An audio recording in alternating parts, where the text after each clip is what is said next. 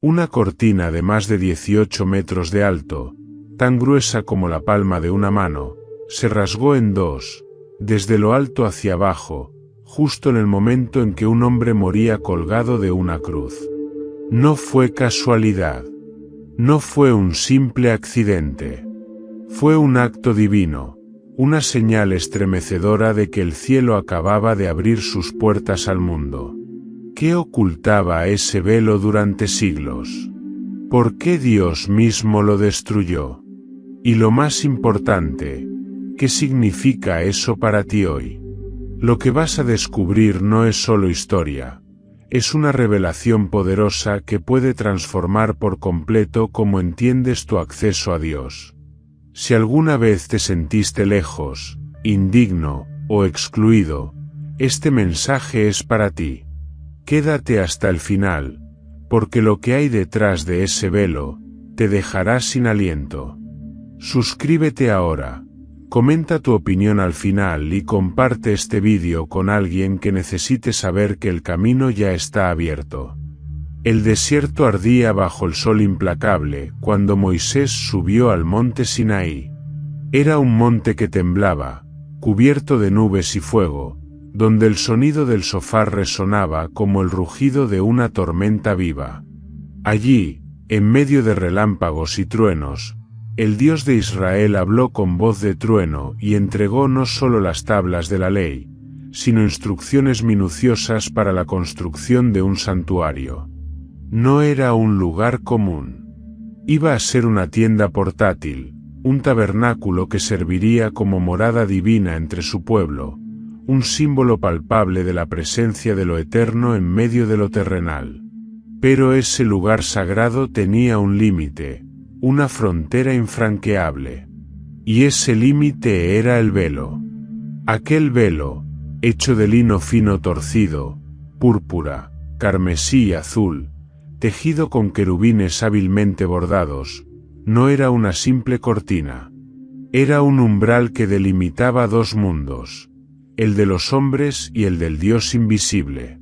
Separaba el lugar santo, donde los sacerdotes ministraban cada día con lámparas, panes y aromas, del lugar santísimo, donde la gloria de Dios reposaba entre los querubines sobre el arca del pacto. Nadie podía atravesarlo, excepto el sumo sacerdote, y aún así, solo una vez al año y bajo condiciones rigurosas. Cualquier intento indebido era castigado con la muerte. ¿Por qué tanto misterio? ¿Por qué una división tan marcada? El velo no solo era una barrera física, sino una declaración solemne: Dios es santo, y el ser humano, caído. La rebelión en el Edén había dejado una cicatriz espiritual imborrable.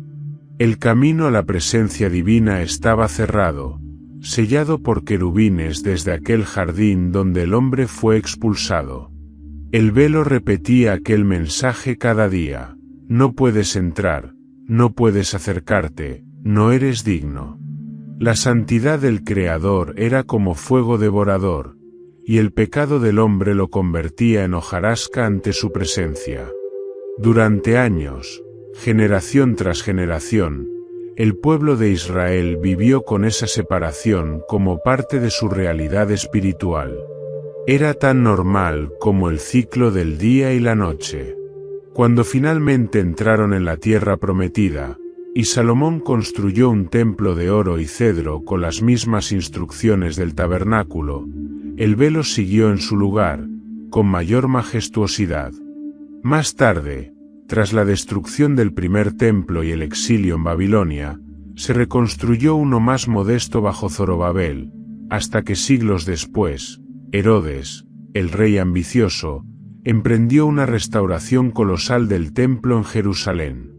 El segundo velo, en aquel entonces, medía más de 18 metros de alto y tenía el grosor de una mano. Era imponente, oscuro, impenetrable. Y aunque colgaba majestuoso ante los ojos de los sacerdotes, no ocultaba el mismo misterio que en los días de Moisés, porque el arca del pacto ya no estaba dentro. Solo quedaba un espacio vacío y un símbolo profundo. La presencia de Dios había partido, pero el velo seguía allí, como recordatorio silencioso del juicio pasado y de la esperanza futura. Lo interesante era que, aunque el pueblo seguía con sus rituales, y los sacerdotes seguían cumpliendo su deber diario, muy pocos comprendían el verdadero mensaje del velo. Para la mayoría, era una tradición, una parte más del ritual. Pero para los profetas, era un eco de advertencia. Isaías clamó que los pecados del pueblo habían puesto una barrera entre ellos y su Dios. Ezequiel vio la gloria del Señor alejarse del templo. El velo seguía allí, inamovible, como una advertencia y un lamento. El acceso a Dios estaba restringido, no por capricho divino, sino por el pecado humano que no había sido todavía expiado en plenitud. Y sin embargo, escondido entre esos hilos sagrados, había también una promesa. Porque así como el velo recordaba la separación, también apuntaba a una redención futura. Aquel que sería llamado el Mesías, el ungido de Dios, vendría un día no solo a enseñarnos el camino, sino a ser el camino. No sería un sacerdote más de la línea de Aarón, sino uno superior, eterno, con un sacerdocio que no terminaría jamás. Cuando llegara ese día, el velo tendría un papel que nadie imaginaba. No sería ya más una barrera, sino un testigo de un milagro desgarrador. De ese modo, el velo del templo se convirtió en mucho más que una tela colgante. Era un testimonio, un símbolo vivo del estado espiritual de la humanidad. Era un susurro sagrado que decía, aún no, pero pronto. El mismo Dios que ordenó su construcción, sabía que un día sería arrancado por completo, no por manos humanas, sino por una voluntad celestial que cambiaría la historia para siempre. El velo no solo estaba entre Dios y los hombres, también estaba esperando el momento exacto en que sería rasgado en dos. Cada año, cuando el séptimo mes llegaba y las trompetas resonaban por todo Israel anunciando solemnidad, una jornada se preparaba con temblor.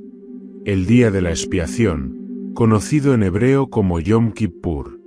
Era un día distinto a todos los demás. No se trataba de una celebración ni de una reunión festiva. Era el día del juicio, el día de la misericordia, el único día en el que un hombre podía atravesar el velo sagrado que separaba lo visible de lo invisible, la tierra de lo celestial. Solo uno, el sumo sacerdote, podía penetrar ese misterio.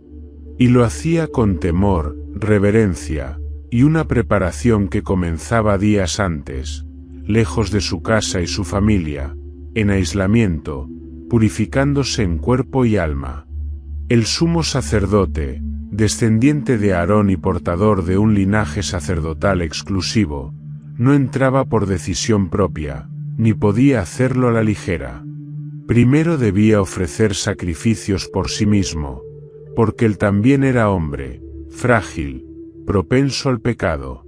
Debía lavar su cuerpo, vestir lino blanco en lugar de sus vestiduras doradas, y rogar con humildad por su vida antes de siquiera acercarse al velo. Luego, tomaba la sangre de un toro ofrecido por él mismo y de un macho cabrío ofrecido por el pueblo, y la llevaba consigo dentro del lugar santísimo, donde rociaba el propiciatorio del arca. La atmósfera era cargada de misterio.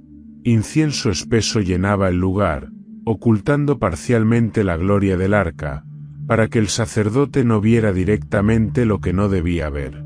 Porque en ese lugar, el Dios invisible se manifestaba de forma tangible, y cualquier error podía ser fatal. El pueblo esperaba afuera en silencio. Nadie comía, nadie trabajaba, todos ayunaban. Era un día en que se afligían los corazones, en que el juicio de Dios se balanceaba sobre la nación como una espada. Cada detalle debía cumplirse con exactitud. los sacrificios, las confesiones, la sangre, los rociamientos, el envío del segundo macho cabrío al desierto como chivo expiatorio con los pecados de la nación sobre su cabeza.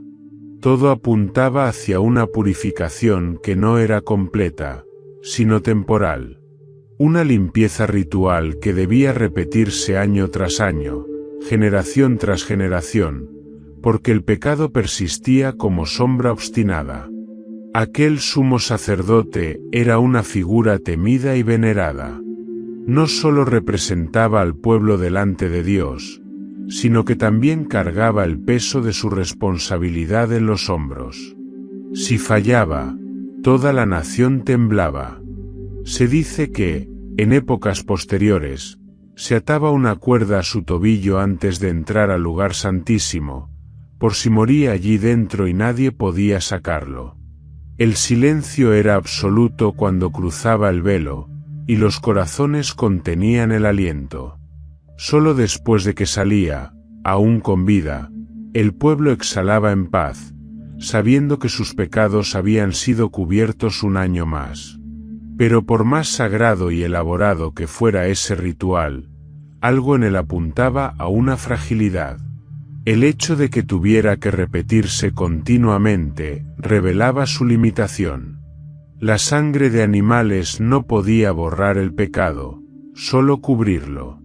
El acceso al lugar santísimo era restringido, condicionado, cerrado a todos excepto a uno, y solo por instantes. El velo se cerraba inmediatamente detrás del sumo sacerdote y no se abría de nuevo hasta el año siguiente.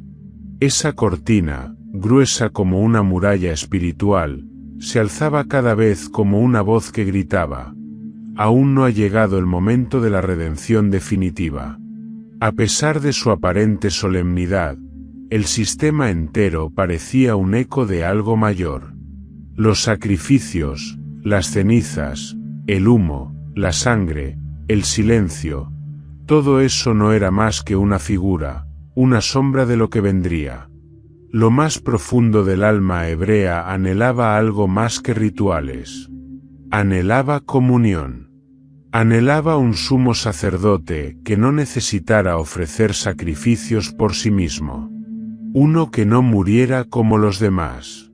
Uno que no entrara a un santuario terrenal, sino al cielo mismo, llevando una sangre que no fuera de animales, sino la suya propia. Uno que no saliera al final del día, sino que permaneciera para siempre, intercediendo sin cesar.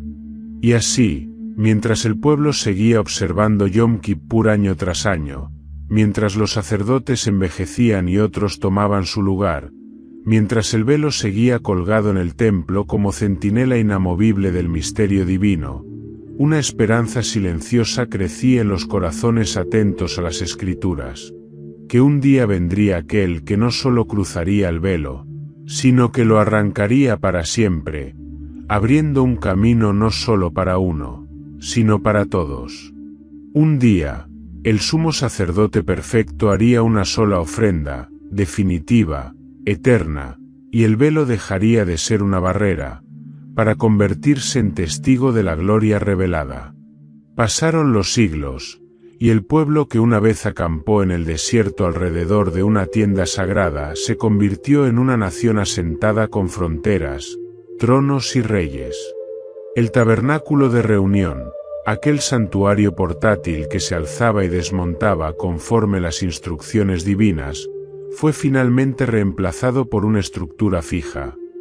El templo de Salomón, erigido en la cima del monte Moriah, donde Abraham había estado a punto de ofrecer a su hijo Isaac. Un lugar cargado de historia, sangre, promesa y sacrificio. El arca del pacto fue colocada dentro del nuevo lugar santísimo, el velo fue colgado en su sitio, y la gloria de Dios descendió con tal intensidad que los sacerdotes no podían ni permanecer de pie. Durante aquella época de esplendor, el templo representaba el centro espiritual de todo Israel. No era simplemente un edificio, era el corazón palpitante de la fe, el punto de encuentro entre el cielo y la tierra. Su arquitectura seguía, en gran medida, el patrón del tabernáculo, patio exterior, lugar santo, y más allá del velo, el lugar santísimo. Pero con mayor magnificencia, columnas imponentes, revestimientos de oro, instrumentos de bronce, y un altar inmenso para los sacrificios diarios. Allí, el culto se elevaba como incienso perpetuo. Allí, el velo seguía recordando la separación entre el Creador y su creación. Pero el tiempo, como el viento, desgasta hasta las piedras más firmes. Con el paso de los reinos y la corrupción de los corazones, el templo se convirtió en una casa vacía. Los profetas comenzaron a denunciar la hipocresía de los rituales sin obediencia, de las manos manchadas de sangre que alzaban incienso sin justicia. Jeremías lloró a las puertas del templo, anunciando su inminente caída. Ezequiel tuvo visiones de la gloria de Dios, abandonando el santuario. Y finalmente, en el año 586 a.C., Nabucodonosor de Babilonia destruyó el templo de Salomón hasta sus cimientos. El arca desapareció. El velo se quemó. La casa de Dios se redujo a cenizas. Cuando los exiliados regresaron décadas después, bajo el decreto persa, comenzaron la reconstrucción de un segundo templo. No tenía el esplendor del primero. Ni la arca del pacto, ni la gloria visible descendieron sobre él. Era como un eco del pasado, un intento de restaurar lo que se había perdido. Y sin embargo, fue ese templo el que duraría siglos, el que sería testigo del silencio profético de 400 años y del surgimiento de nuevas esperanzas mesiánicas. Fue en ese segundo templo, remodelado y embellecido por Herodes el Grande con ambición política y orgullo arquitectónico, donde surgiría nuevamente el velo, más imponente, más grueso, más simbólico que nunca. Herodes no era un hombre piadoso. Gobernaba con mano dura y buscaba congraciarse con el pueblo judío a través de obras fastuosas. El templo que construyó era majestuoso, de mármol blanco, adornado con oro, y rodeado de patios extensos. Se decía que, cuando el sol lo golpeaba, resplandecía como una montaña nevada. Pero dentro, el diseño seguía manteniendo la misma división sagrada. Y allí, colgado entre pilares gigantescos, se alzaba nuevamente el velo, una muralla tejida entre Dios y la humanidad, restaurada en forma, pero vacía en esencia. Lo más intrigante era que, detrás de ese velo, ya no había arca del pacto. Desde los días de Jeremías, el objeto más sagrado del culto había desaparecido. Lo que alguna vez había sido el trono visible de Dios, el asiento de la misericordia cubierto por querubines de oro, ahora no estaba. Solo un espacio vacío, reverenciado pero ausente. El sumo sacerdote entraba cada año, seguía los rituales, rociaba sangre sobre una piedra plana, llamada piedra de fundación, pero el corazón del lugar santísimo estaba hueco. La tradición seguía viva, pero la presencia había partido. Y aún así, el velo permanecía. Como si Dios permitiera que ese símbolo siguiera en pie para el día en que sería derribado con propósito eterno. Porque si bien el templo era impresionante en apariencia, había dejado de ser el centro de la presencia divina. Algo se estaba gestando más allá de sus muros, algo que nacería en un pesebre, caminaría por los campos de Galilea, y subiría un día a Jerusalén no para admirar el templo, sino para profetizar su destrucción. El velo de Herodes, entonces, ocultaba más que el espacio tras él. Ocultaba la ausencia de lo sagrado. Ocultaba la necesidad urgente de una redención verdadera. Ocultaba, quizás sin que los hombres lo supieran, la anticipación de un evento que lo desgarraría desde los cielos. Porque no era una cortina lo que se necesitaba rasgar, sino el mismo tejido de separación espiritual entre Dios y el hombre. Lo que el pecado había tejido desde el Edén, pronto sería deshecho por aquel que no necesitaba entrar al templo, porque él mismo era el templo viviente. La sombra del velo se proyectaba sobre los días venideros, y en su silencio colgaba la expectativa del momento más glorioso de toda la historia. Las piedras del templo resplandecían como joyas al sol cuando aquel rabino de mirada penetrante subió desde Galilea a Jerusalén. No lo acompañaban carros ni escoltas imperiales. No vestía túnicas costosas ni portaba emblemas de poder, pero su sola presencia alteraba el ambiente. Entró por las puertas del templo no como un peregrino cualquiera, sino como alguien que lo conocía por dentro, como si le perteneciera. Lo que ocurrió después no fue una oración, ni un cántico, ni un discurso ceremonial. Fue una escena que estremeció la plaza.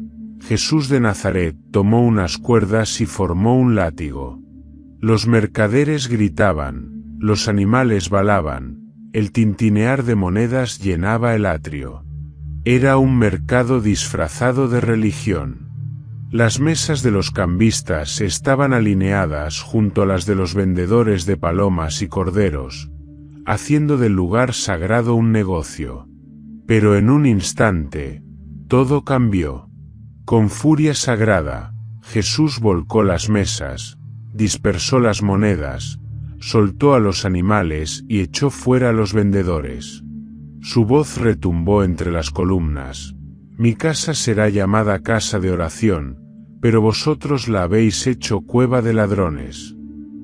Los sacerdotes y levitas, que hasta entonces toleraban o incluso participaban en esa economía religiosa, quedaron paralizados.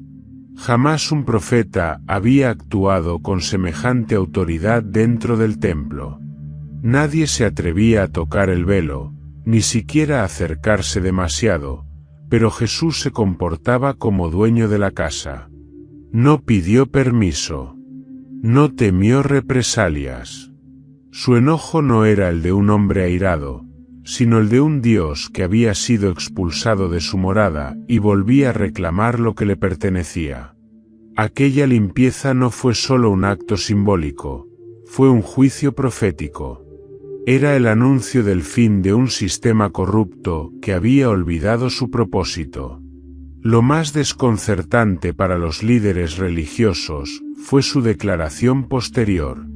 Cuando le exigieron una señal que justificara su atrevimiento, Jesús les respondió con una frase enigmática: «Destruid este templo, y en 3 días lo levantaré».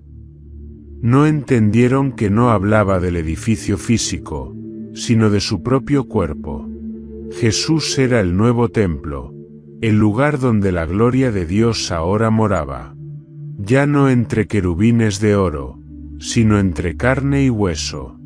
Ya no detrás de un velo, sino caminando entre pecadores, tocando leprosos, perdonando adúlteras, abrazando a los olvidados.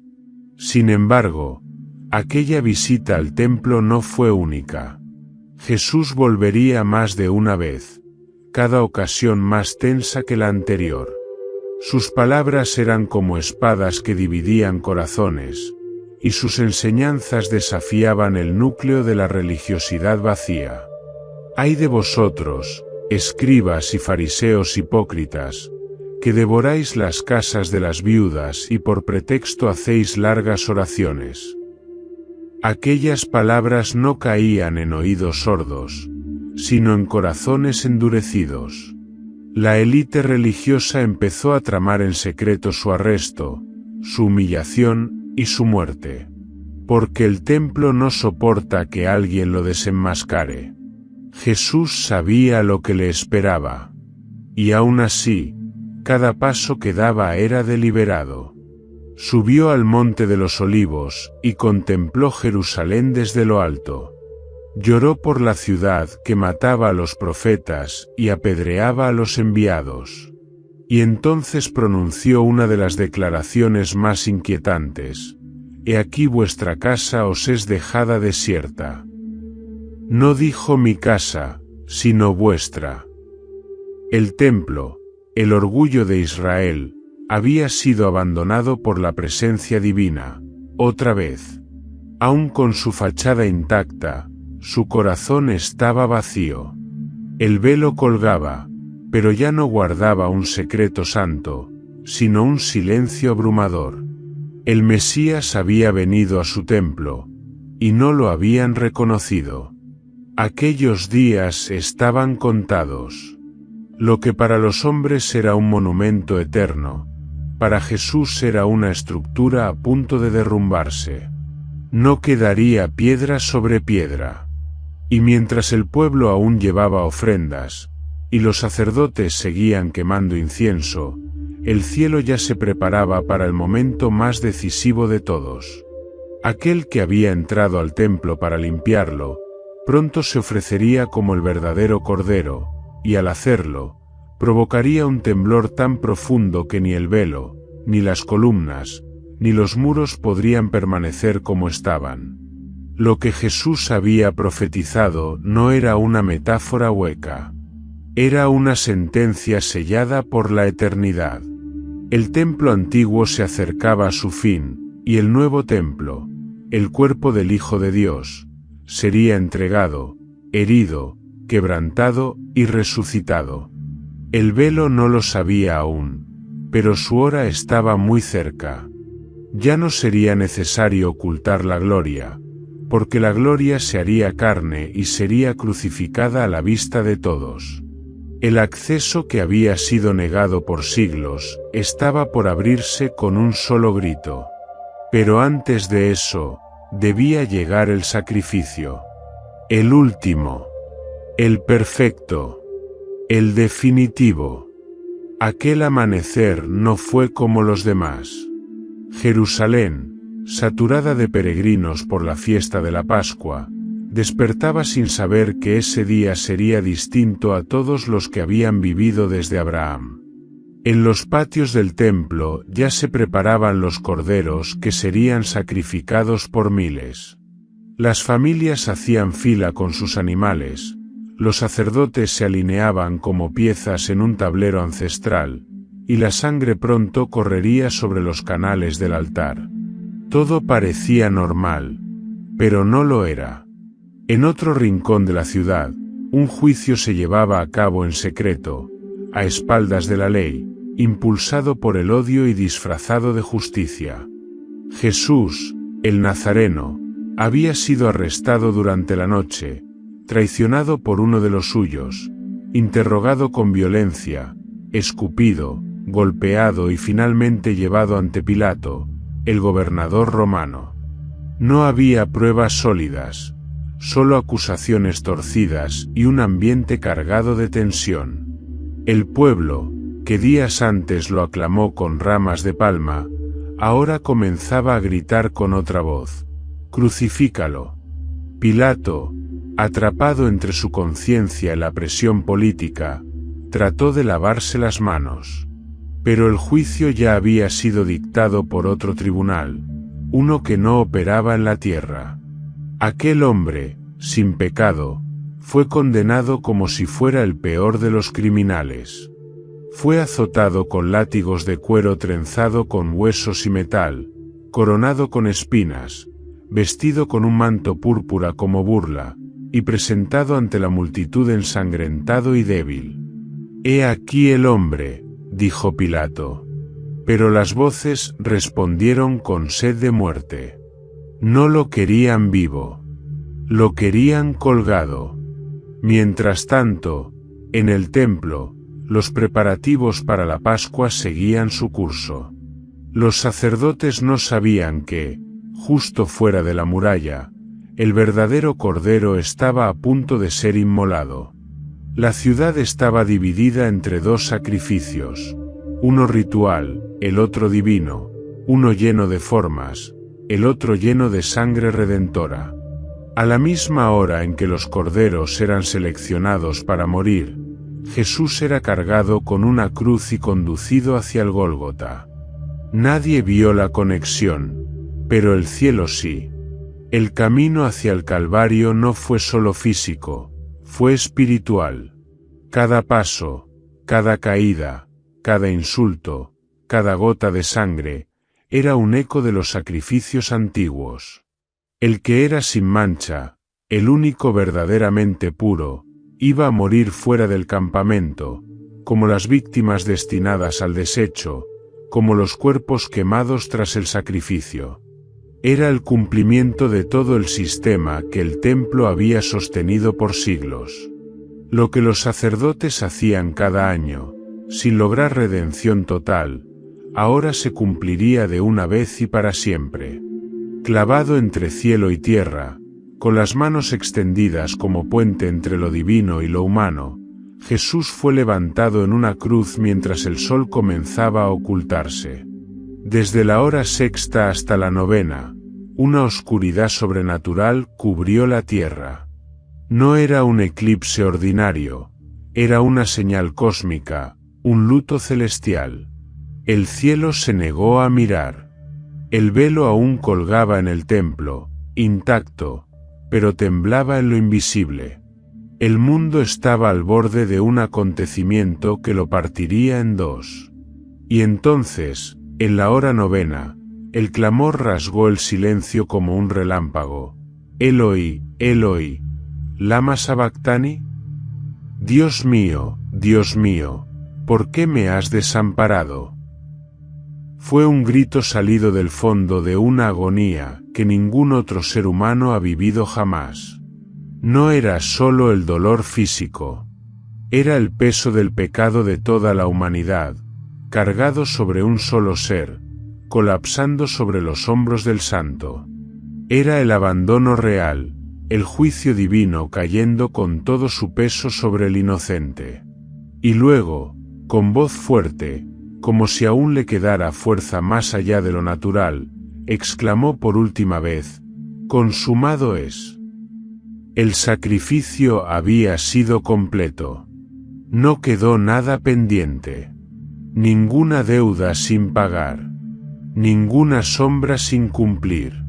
Y en ese instante preciso, no un segundo antes ni después, el velo del templo se rasgó en dos, de arriba hacia abajo.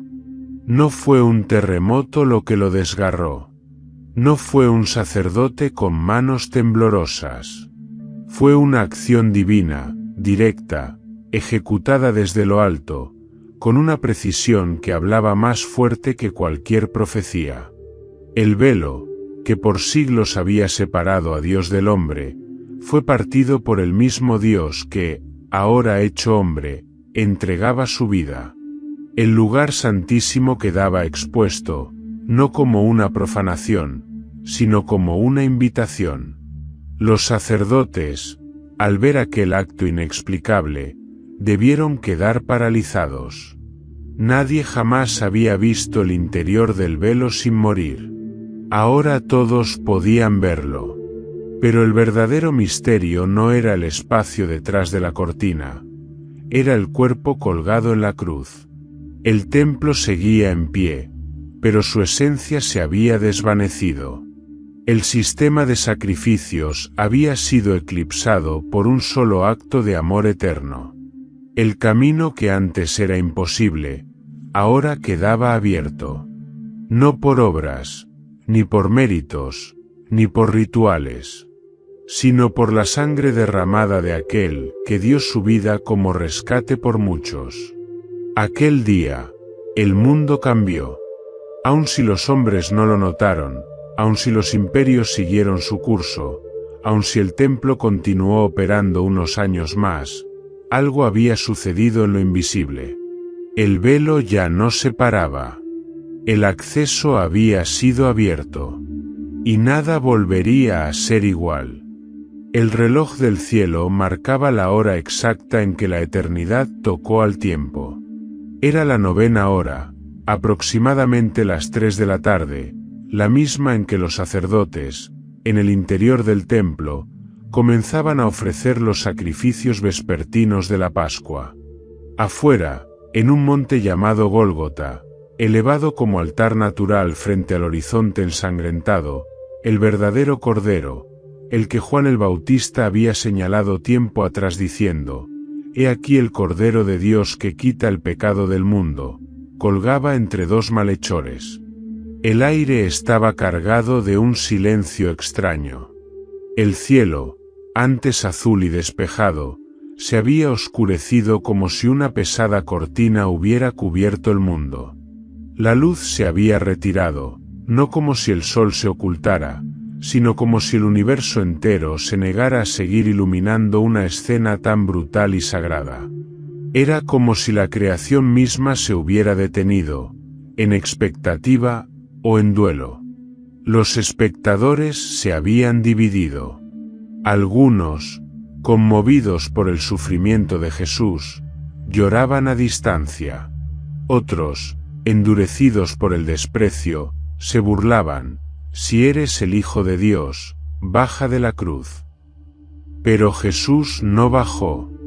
No porque no pudiera, sino porque había decidido quedarse allí hasta el final, hasta pagar el precio completo. Cada respiración le costaba una agonía indescriptible. Cada palabra, un esfuerzo imposible. Y aún así, a la hora exacta, su voz se alzó una vez más. No fue un susurro, ni un gemido apagado. Fue un clamor que rasgó el silencio con la potencia de un trueno espiritual. «Padre, en tus manos encomiendo mi espíritu». Fue el acto de entrega final. No le arrebataron la vida. Él la entregó. Conscientemente. Voluntariamente. Y entonces, exhaló, y todo cambió. En el instante en que su espíritu abandonó el cuerpo, la tierra tembló. Literalmente. Un terremoto estremeció los cimientos de Jerusalén. Las rocas se partieron, los sepulcros se abrieron, y el velo del templo, grueso como el puño de un hombre, fue rasgado de arriba a abajo. No por manos humanas, no desde el suelo hacia el cielo, sino desde el cielo hacia el suelo, como si el mismo Dios hubiese metido su mano en el corazón del sistema religioso y lo hubiese desgarrado de una vez por todas. Los sacerdotes, en plena labor pascual, habrán sentido como el piso se sacudía.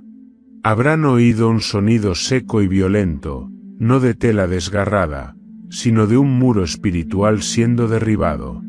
Y al volverse, habrán visto lo imposible. El velo, el símbolo sagrado de la separación, desgarrado en dos, colgando como jirones sin fuerza sobre las columnas doradas. Lo que por siglos ningún ojo humano debía contemplar, ahora quedaba expuesto a la luz. No había arca dentro, como en los días de Moisés, pero el mensaje era claro: ya no hay barreras.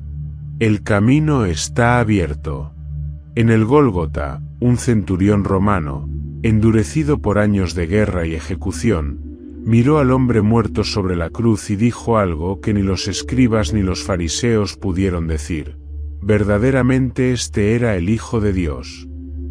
Fue el primer reconocimiento post-mortem del carácter divino de Jesús.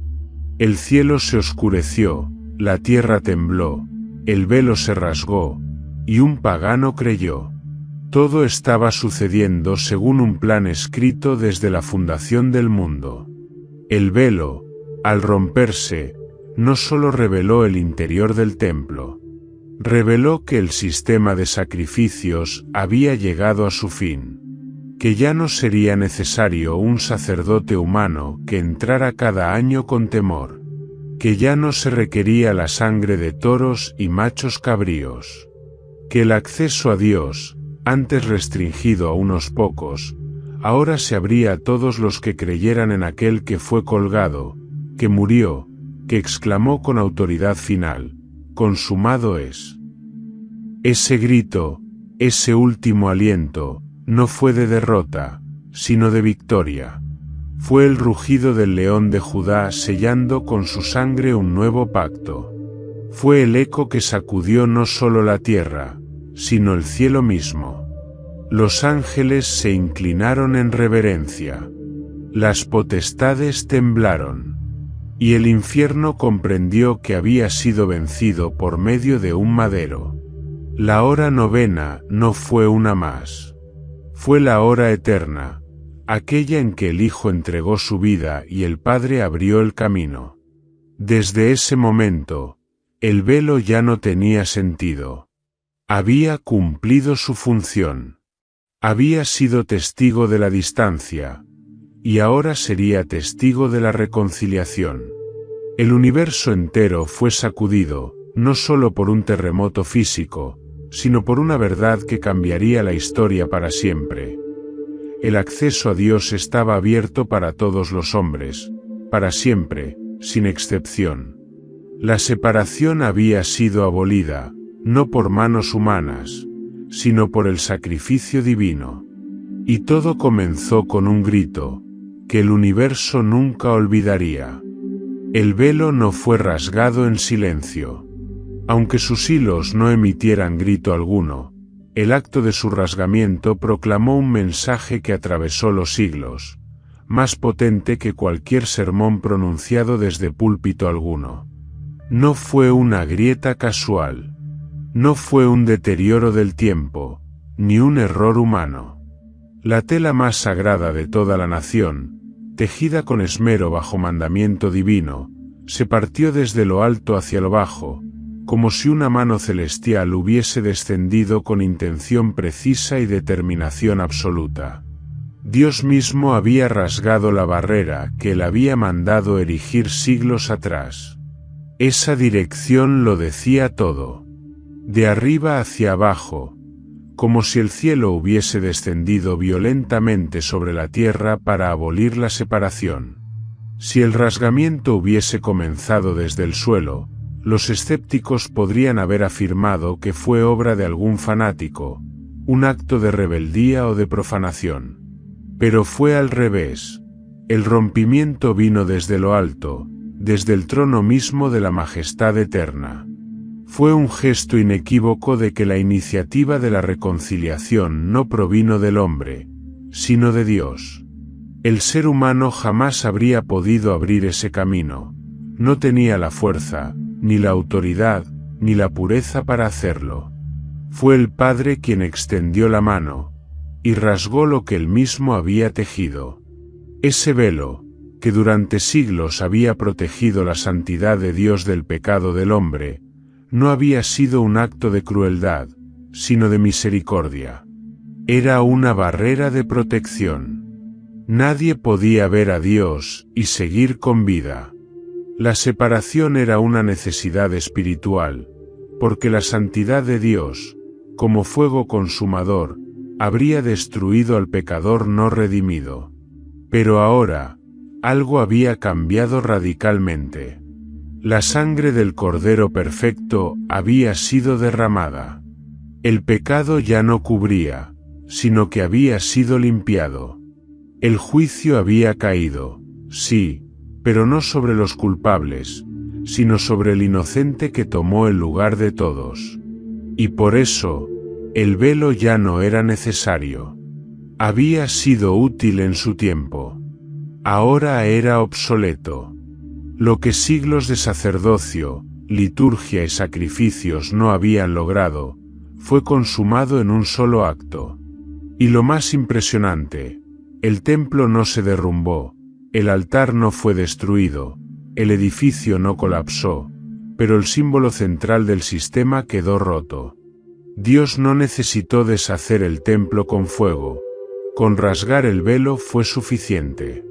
Lo visible seguía allí, pero su poder había sido desactivado desde lo invisible. Lo sagrado que los hombres creían controlar había sido desplazado por una nueva realidad. La presencia de Dios ya no estaba confinada tras una tela, sino que salía al encuentro de los hombres a través del cuerpo crucificado de su Hijo.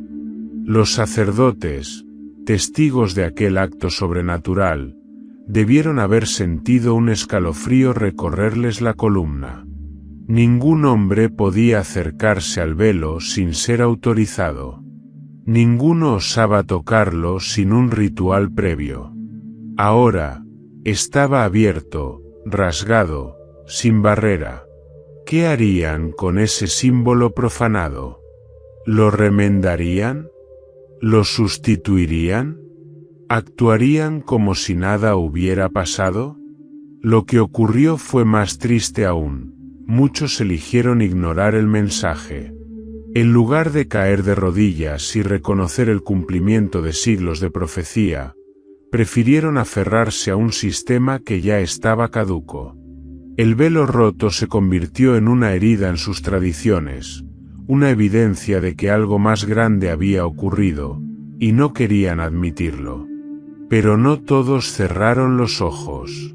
Algunos, que hasta entonces se habían mantenido en la sombra, comenzaron a entender. El centurión que confesó la divinidad de Cristo. José de Arimatea, miembro del concilio, que se atrevió a pedir el cuerpo de Jesús. Nicodemo, que había visitado al Maestro en secreto, y ahora se expuso para rendirle honores mortuorios. Ellos, y muchos más, empezaron a ver con claridad lo que el velo había ocultado por siglos. El acceso a Dios no se lograba por herencia, ni por ritos, ni por linaje, sino por fe en el sacrificio del Hijo. Rasgado desde lo alto, el velo también se convirtió en una invitación silenciosa. Ya no estaba allí para decir no entres, sino para gritar ven. Ven sin temor, ven con confianza, ven por el camino nuevo que fue abierto en la cruz. Lo que antes era un umbral mortal, ahora era una entrada viva. No más mediadores humanos. No más barreras de lino, oro y sangre animal. Solo un cordero resucitado, un sacerdote eterno, una gracia irresistible. El mensaje del velo partido no fue solo para aquella generación. Fue un mensaje eterno, suspendido en el corazón de la historia como un estandarte de libertad espiritual. Un símbolo que ya no hablaba de exclusión, sino de adopción. Porque el Dios que antes habitaba entre querubines ahora habita en los corazones humildes. Porque el acceso que antes estaba reservado para uno, ahora es concedido a todos. Porque lo que estaba arriba descendió, y lo que estaba abajo fue elevado. Y entre ambos extremos, un velo rasgado proclamó que el cielo se había abierto, no por mérito humano, sino por amor divino. En las generaciones anteriores, la imagen del templo, con su majestuoso velo, había sido grabada en la mente del pueblo como una advertencia silenciosa: la santidad de Dios es inaccesible. Y por siglos, esta distancia parecía inquebrantable. Solo un hombre, una vez al año, podía cruzar el umbral, y aún él lo hacía con temor y temblor. Pero con la muerte de Jesús y el rasgamiento del velo, esa realidad espiritual fue transformada para siempre. El acceso ya no estaba cerrado. El velo no se reparó. El camino no fue bloqueado nuevamente. Al contrario, fue confirmado por aquel que vendría a explicar lo que realmente había sucedido. El acceso a la presencia de Dios fue restaurado por un camino nuevo y vivo. El autor de la carta a los Hebreos, escribiendo a creyentes de trasfondo judío que conocían con precisión los ritos del templo, ofrece una revelación sin precedentes. Declara que Jesús no entró en un santuario hecho por manos humanas, sino en el verdadero templo celestial, llevando no sangre ajena, sino la suya propia. No para repetir el sacrificio año tras año, sino para ofrecerlo una sola vez y para siempre. El velo que separaba se identificó con su propio cuerpo. Cuando fue desgarrado en la cruz, también lo fue el antiguo sistema, y en su lugar nació una nueva realidad espiritual. Un camino que antes no existía, ahora está abierto para todos. Y este acceso no es simbólico, es real. No es limitado por muros, ni por jerarquías religiosas, ni por herencias de sangre. Es un acceso directo al trono de la gracia, una invitación abierta al lugar santísimo, donde habita la plenitud de Dios.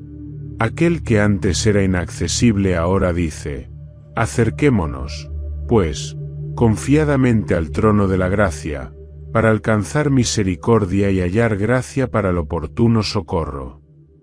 Palabras que en otro tiempo habrían sido temerarias, ahora se convierten en promesa viva. Este nuevo camino no es frío ni ceremonial.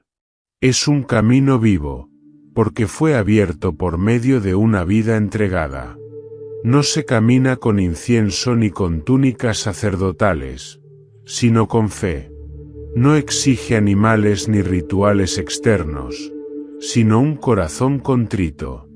Este acceso transformó la espiritualidad humana para siempre. Ya no se trataba de llegar a un lugar, sino de entrar en una relación. Lo que antes era mediado por altares de piedra y sacerdotes terrenales, ahora fluye desde un altar celestial, sostenido por un sumo sacerdote eterno, que no muere, que no envejece, que no falla. El pueblo ya no necesita sacerdotes que intercedan en su lugar, porque ahora cada creyente se convierte en un sacerdote, con acceso directo, inmediato y constante. Ya no hay que esperar un día al año, ni una fiesta señalada. El camino está siempre abierto, siempre disponible, sellado no por tinta, sino por la sangre del Hijo amado. Sin embargo, esta restauración del acceso no fue un simple cambio de reglas. Fue una revolución espiritual, un cambio de paradigma. El hombre no solo recibió el derecho de entrar, sino también el llamado a permanecer. Porque este nuevo camino no lleva simplemente al perdón, sino a la comunión. No solo limpia el pecado, sino que restaura la intimidad perdida en el Edén. A través del cuerpo de Cristo, rasgado como el velo, Dios no solo quitó el obstáculo, vino a habitar dentro del ser humano, haciendo del corazón el nuevo templo donde su espíritu mora. Y esto no es una abstracción teológica. Es una realidad viviente. Cada vez que una persona, sin importar su pasado, se arrodilla y clama al Padre en el nombre del Hijo, atraviesa el umbral que antes estaba cerrado. Cada oración sincera, cada lágrima, cada acto de fe, es un paso en ese camino que Jesús abrió. Un sendero que no se cierra, que no caduca, que no se desgasta con el tiempo. En tiempos antiguos, el acceso a Dios era un privilegio restringido. Hoy, es una invitación abierta. No por mérito humano, sino por gracia divina. Un acceso que no se obtiene con esfuerzo, sino que se recibe con humildad. Y ese acceso, restaurado por medio del velo rasgado, es la mayor muestra de amor que el cielo ha dado al mundo. Así, el velo que antes decía no puedes pasar, ahora proclama todo está consumado. El acceso ha sido restaurado, el camino está abierto, y la puerta permanece firme, sostenida por la cruz. Un camino nuevo, un camino vivo, un camino eterno. Los días posteriores a la crucifixión de Jesús fueron para muchos una mezcla de desconcierto y aparente normalidad. El templo seguía allí, con sus muros imponentes y su sacerdocio activo. El velo había sido rasgado, sí, pero los líderes religiosos, perturbados por el suceso, probablemente buscaron repararlo o reemplazarlo, como si intentaran cerrar un portal que ya no respondía a sus manos. Volvieron a los rituales, repitieron los sacrificios, encendieron los inciensos, pero el poder ya no estaba allí. porque aunque los ladrillos permanecían, el sistema que sostenían estaba condenado a caer. Jesús lo había profetizado con claridad. De pie frente al templo, mirando sus piedras brillantes bajo el sol, dijo sin rodeos: no quedará piedra sobre piedra que no sea derribada. Para sus oyentes, esa afirmación era impensable. El templo era el corazón de la identidad nacional. Destruirlo era como arrancar el alma de Israel. Pero no entendían que el verdadero templo ya no era aquel hecho por manos humanas. El Hijo de Dios había ofrecido su propio cuerpo como el nuevo santuario viviente.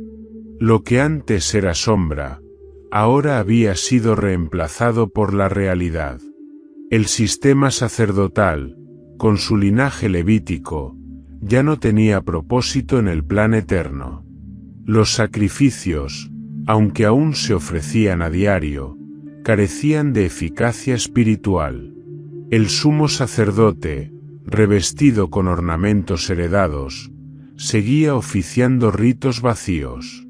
Y el pueblo, ignorante de lo que había ocurrido en el Gólgota y detrás del velo, seguía trayendo ofrendas, sin saber que el Cordero ya había sido inmolado de una vez y para siempre.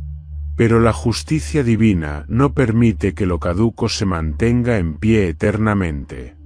La gracia había dado un margen de tiempo para que muchos volvieran sus ojos al nuevo templo celestial.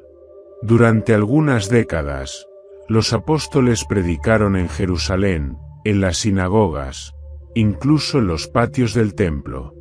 Pero el mensaje del Evangelio no fue recibido con brazos abiertos. Fue rechazado, perseguido y silenciado. Y entonces llegó el año 70 después de Cristo. Tito, general del Imperio Romano e hijo del emperador Vespasiano, sitió Jerusalén. Lo que comenzó como una revuelta se convirtió en una tragedia sin precedentes. El hambre devoró a la ciudad por dentro. Las llamas envolvieron los patios. Y cuando las tropas finalmente entraron, arrasaron con todo a su paso. El templo fue destruido con furia. Sus piedras, desmanteladas. Su oro, saqueado. Su altar, pulverizado. El velo ya no estaba, y el edificio que lo albergaba tampoco. Así se cumplió la palabra del Mesías. No como una simple predicción política, sino como un juicio espiritual. Lo viejo había sido quitado, porque lo nuevo ya había llegado. El templo terrenal fue reducido a ruinas para que nadie más pudiera poner su confianza en él. Ya no habría más sacrificios, ni altares, ni sacerdotes humanos.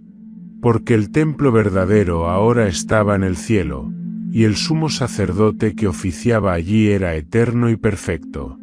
El autor de Hebreos lo declara sin ambigüedad: tenemos tal sumo sacerdote, que se sentó a la diestra del trono de la majestad en los cielos, ministro del santuario y de aquel verdadero tabernáculo que levantó el Señor, y no el hombre.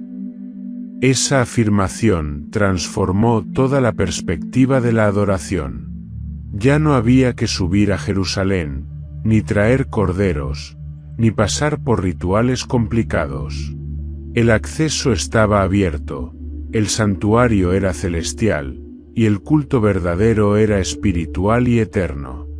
Desde entonces, la presencia de Dios no habita en lugares construidos con piedra, sino en corazones rendidos.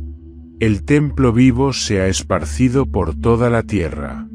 Cada creyente es piedra viva, parte de ese edificio espiritual cuya base es Cristo. El sistema antiguo cayó no porque Roma lo destruyera, sino porque Dios ya lo había sustituido con algo superior. No fue una pérdida, fue una transición gloriosa. Y aunque el mundo aún visite las ruinas del templo, aunque se llore por su caída, la verdad permanece firme. El verdadero templo no puede ser destruido. No se construye con herramientas humanas, ni se incendia con fuego terrenal. Está en lo alto, donde Cristo ministra, intercede y reina. Donde el acceso no depende de geografía, sino de fe. Donde no hay velo, ni sacrificios, ni límites. La caída del sistema terrenal no fue el fin, fue el inicio de un nuevo pacto. Uno escrito no en piedra, sino en el corazón. Uno sellado no con sangre de animales, sino con la sangre del Hijo. Uno que no necesita templos, porque el templo ahora está en nosotros.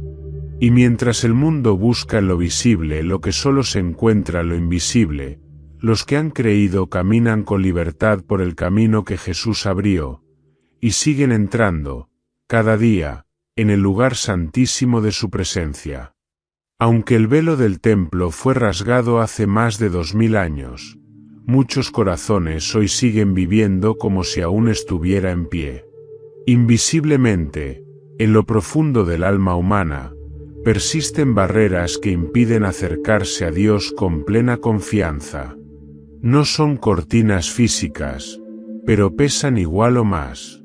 Son velos de culpa, de miedo, de traumas no sanados, de religiosidad sin vida. Son esas capas que separan al hombre de una comunión real con el Creador, a pesar de que el acceso fue abierto de forma irrevocable en la cruz. Muchos viven presos en la condenación, como si la sangre del Cordero no hubiera sido suficiente. Llevan el pasado como una carga que los define, se sienten indignos de acercarse al trono de gracia, y sin saberlo, reconstruyen el velo con sus pensamientos, sus temores y sus propias obras. Es el velo del no soy suficiente, del Dios no me escuchará, del aún no estoy listo. Y sin embargo, la cruz ya lo había derribado todo. Otros, aunque han oído hablar de la gracia, siguen atrapados en formas vacías, en rituales repetidos sin vida, como si pudieran impresionar al cielo con esfuerzo humano. Es el velo de la religiosidad, aquel que aparenta devoción pero no conoce intimidad. Ese que cree que asistir a un templo sustituye al encuentro diario con el Dios vivo. Es el velo que cubre los ojos de quienes confunden lo sagrado con lo superficial, lo santo con lo espectacular, lo eterno con lo temporal. También existe el velo del dolor. Heridas del pasado, traiciones, pérdidas, silencios de Dios que no se comprendieron, experiencias que, en lugar de acercar al alma a su Creador, la empujaron a esconderse. Son corazones que construyeron muros para protegerse, sin darse cuenta de que también estaban bloqueando la entrada del único que puede sanarlos. Dios no habita en corazones perfectos, sino en los quebrantados. Y Él no busca que lo merezcamos, sino que nos dejemos alcanzar.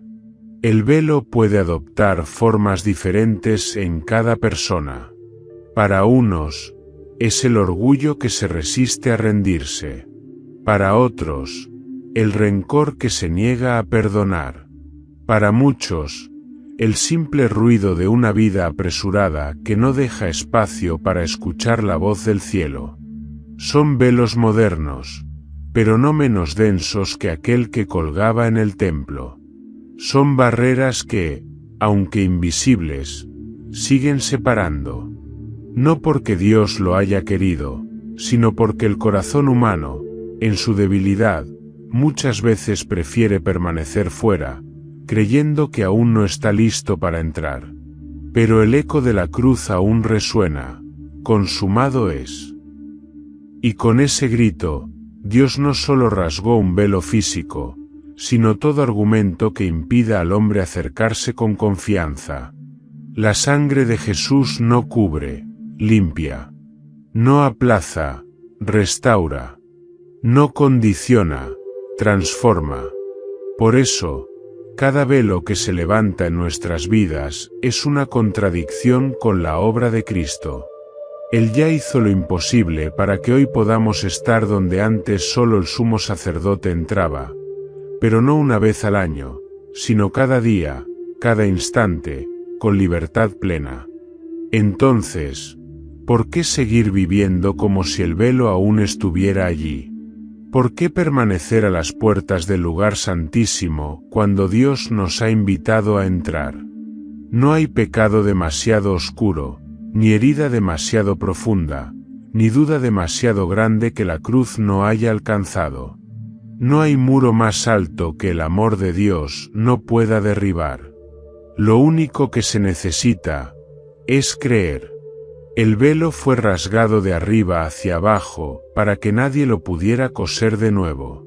Fue un acto eterno, irreversible, divinamente autorizado. No solo para mostrar el acceso, sino para romper toda excusa. No fue una señal para los santos, sino para los quebrantados, los culpables, los olvidados. Para todo aquel que alguna vez sintió que Dios era inalcanzable, Jesús dijo, «Venid a mí». Y esa invitación sigue vigente, cada día, cada hora, cada respiración. Tal vez el velo más difícil de romper no está en el cielo, ni en el templo, sino en el corazón humano. Pero ahí también llega la gracia. No con violencia, sino con amor. No con condenación, sino con ternura.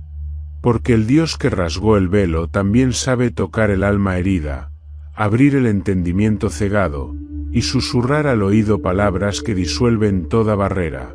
Eres mío, y aquí estoy. Y cuando ese velo cae, cuando el alma entra por fin en el lugar santísimo, ya no hay vuelta atrás. Se descubre que la gloria no estaba escondida detrás de un muro, sino esperando en lo íntimo. Se encuentra al Padre, no como juez distante, sino como el Abba que siempre había estado llamando. Y todo lo que alguna vez separó, se vuelve polvo frente a su presencia. Porque donde antes había distancia, ahora hay comunión. Donde antes había temor, ahora hay confianza. Y donde antes había un velo, ahora solo hay gracia. El velo rasgado no fue un accidente divino, ni un giro inesperado en la historia. Fue el cumplimiento perfecto de una sinfonía profética que había estado sonando por siglos, aguardando el momento exacto para que cada nota se concretara en una sola obra maestra, la cruz. Desde las primeras palabras inspiradas en el Génesis hasta las visiones colosales de Apocalipsis, la Escritura ya había anunciado, de múltiples formas, que un día la barrera sería quitada, y el acceso a Dios restaurado por medio de un sacrificio mayor. El profeta Isaías, siglos antes de la venida del Mesías, ya hablaba de un siervo sufriente que cargaría las iniquidades de muchos. En el capítulo 53, con palabras que parecían escritas desde el pie de la cruz, Isaías lo describe como herido por nuestras rebeliones, molido por nuestros pecados. El castigo de nuestra paz fue sobre él, y por sus llagas fuimos nosotros curados.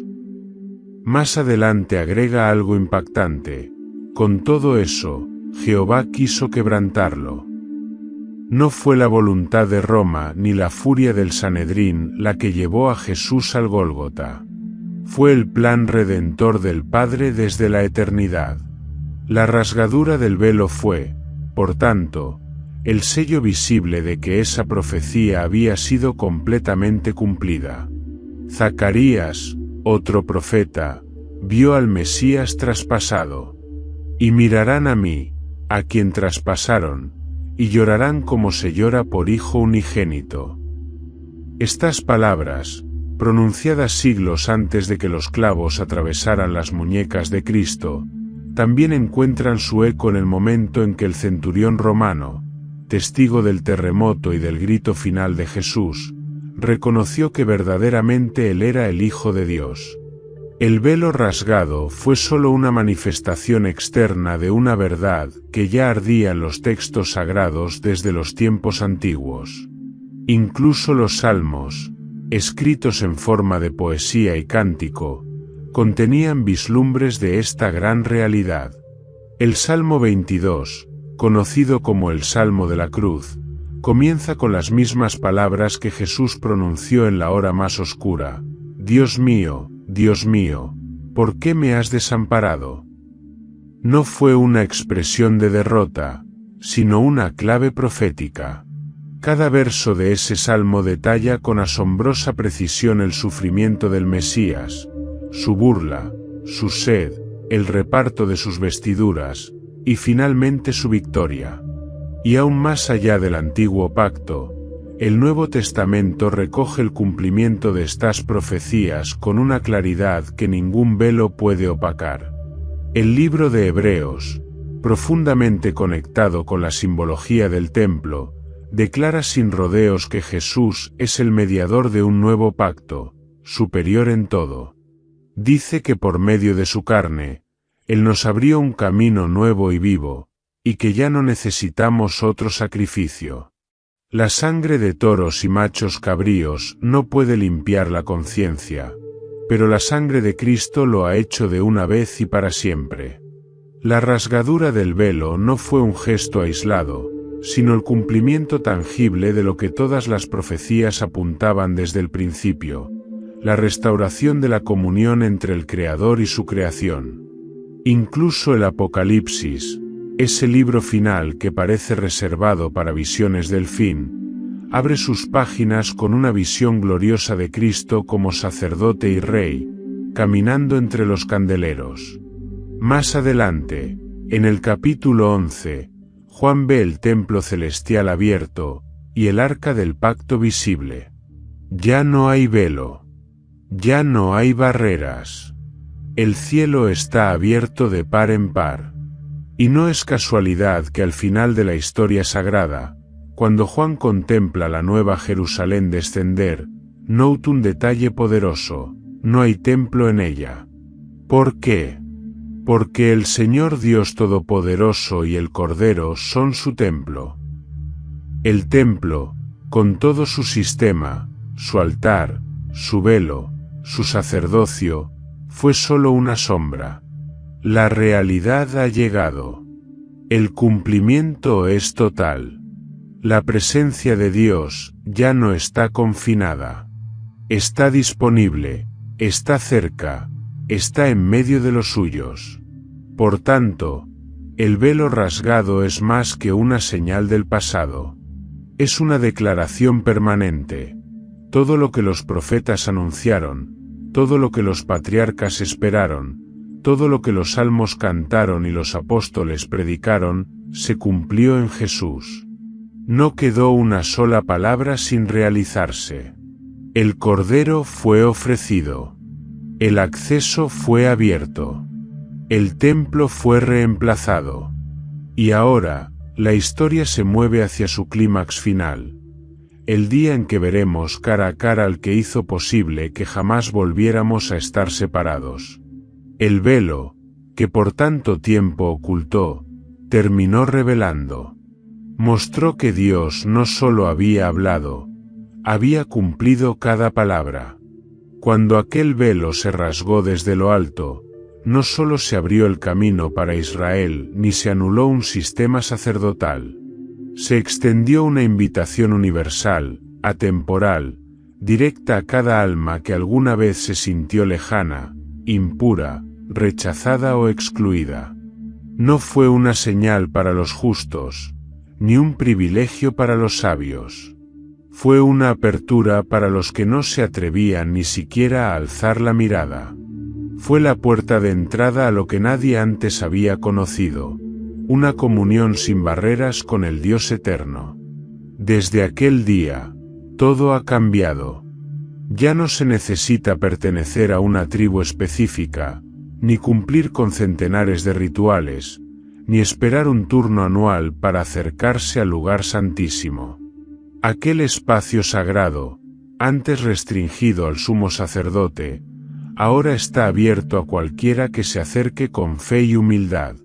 No hay más requisitos que creer en el sacrificio perfecto que abrió el camino.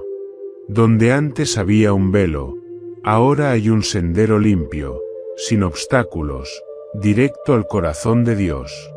Y sin embargo, muchos siguen caminando en círculos alrededor de ese acceso.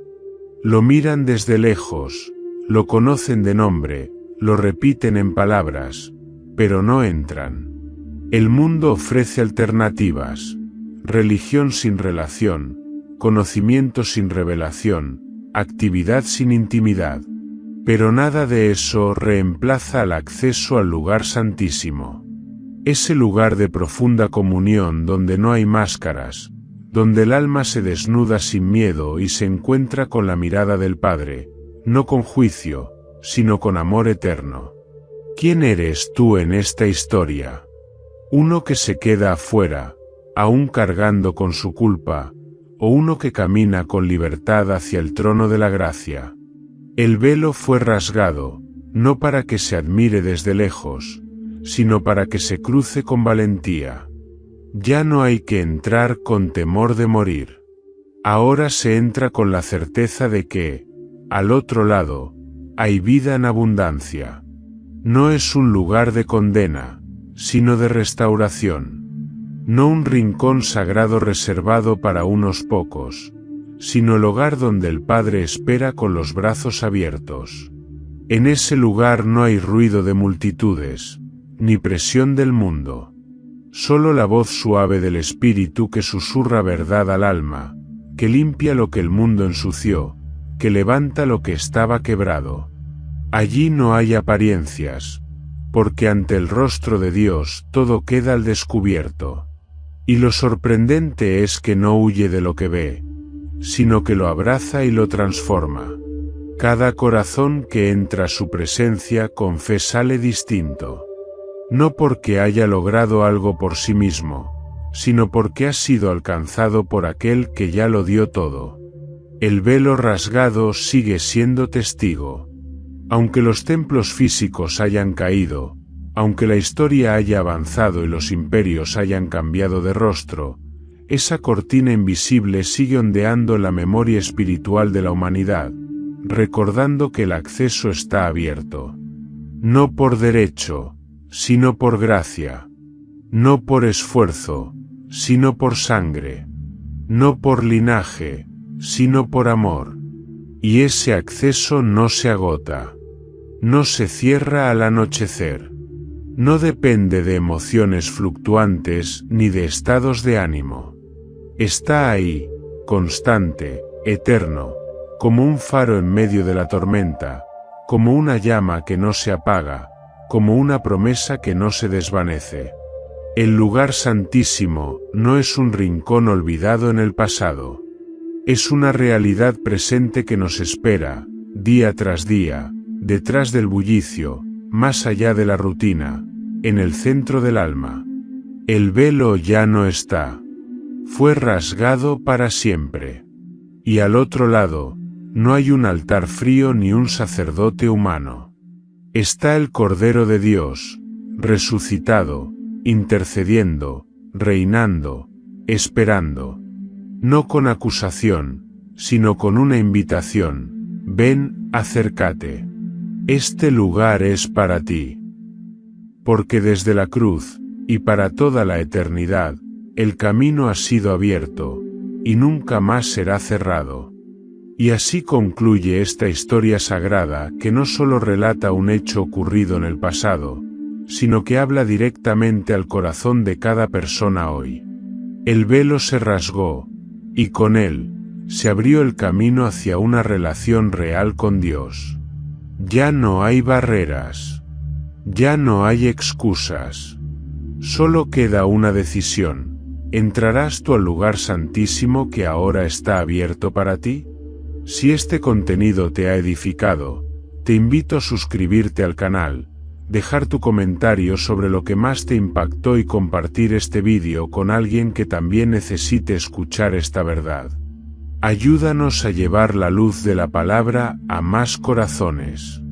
Dios te bendiga, y recuerda, el velo fue rasgado, para que tú pudieras entrar.